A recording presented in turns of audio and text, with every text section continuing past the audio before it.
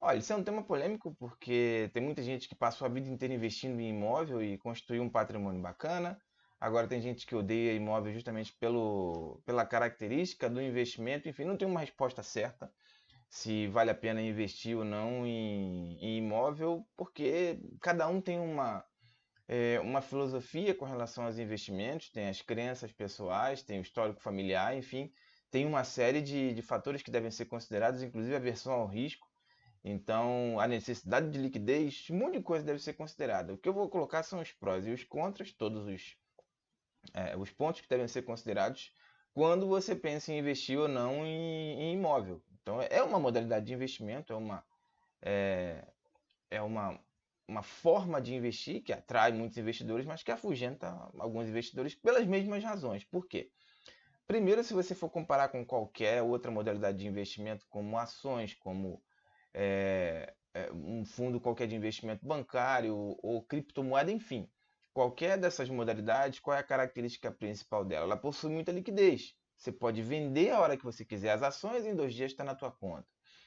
O Bitcoin, Tesouro Direto, enfim, o fundo DI, dependendo do fundo DI, tem alguns que pedem até 30 dias a partir do momento que você solicita o resgate, mas você já sabe disso.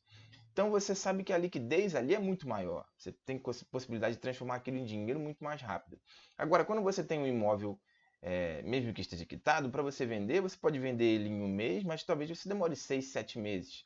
Então, às vezes, para transformar isso em moeda, demora um pouco. Aí você fala, não, valorizou muito, porque eu comprei um imóvel por 100 mil reais e hoje ele está valendo 500. Sim, mas você consegue vender ele por 500? Se você sai no mercado hoje, você consegue 500 assim em uma semana?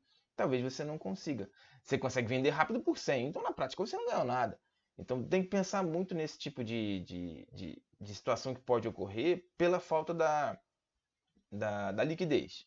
Por outro lado, ele traz muita segurança porque, caso dê alguma quebradeira no mercado, ele é um pouco imune a essa a pandemia, por exemplo, que fez os preços de ações, por exemplo, reduzir muito.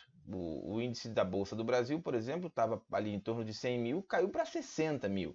Então ele caiu 40% durante o período inicial da pandemia, coisa de dias. Dificilmente você vai ter um imóvel perdendo 50%. É claro, depois as ações recuperaram o valor e já estão de novo em torno de 100 mil. Mas o cara fica desesperado porque vê o dinheiro dele totalmente diminuindo aquele saldo, né? Nesse caso, você tem uma segurança maior em relação a essas porradas que o mercado econômico pode oferecer. E ele tende a valorizar. Não significa que ele vai obrigatoriamente valorizar, porque às vezes você tem um shopping que é criado próximo ali, beleza, vai valorizar. Ou às vezes você pode ter de repente uma desapropriação e algo que faça com que aquele imóvel naquela região desvalorize. É raro, mas pode acontecer. Mas o que eu quero que você tenha em mente é o seguinte: tudo isso deve ser considerado. Eu investiria todo o meu patrimônio em imóveis hoje? Não, não investiria, porque é questão mesmo de momento financeiro da pessoa e tal. Mas talvez investindo uma parte nos imóveis, até investiria. Aí eu não tenho grana para comprar um imóvel, para poder de repente viver ali de aluguel, né, viver da renda dos aluguéis dos imóveis.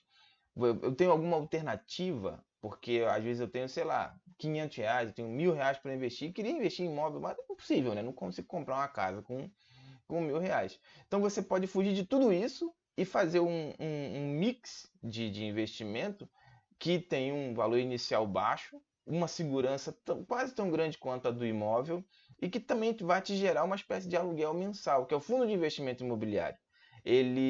Você entra como um comprador de uma parte de alguns imóveis, uma parte bem pequena, que começa a partir de 15 reais, de 20 reais. Você escolhe o fundo, que pode ser um fundo comercial, pode ser um fundo residencial, pode ser um fundo misto, e você verifica como que está aquele fundo. Ele paga para você o dividendo mensal, ele paga para você um dividendo trimestral, ele paga para você um dividendo semestral, sei lá, depende do fundo de investimento imobiliário. Mas ele tem uma grande vantagem que todo o valor que você recebe ele é isento de imposto de renda, o dividendo. E é claro, a não ser que você seja um cotista muito grande, né? Mas não é o caso de 500 reais. Mas ele tem o valor que você recebe de dividendo é isento, diferente do aluguel que você tenha, por exemplo, no imóvel que você tenha para alugar. Então, o fundo de investimento imobiliário, eu julgo que para quem gosta de imóvel, mas não tem grana para comprar um imóvel propriamente dito, é uma oportunidade para você investir, ter o mesmo rendimento que é proporcional a quanto você investe, né, que fica muito próximo do valor do aluguel de um imóvel.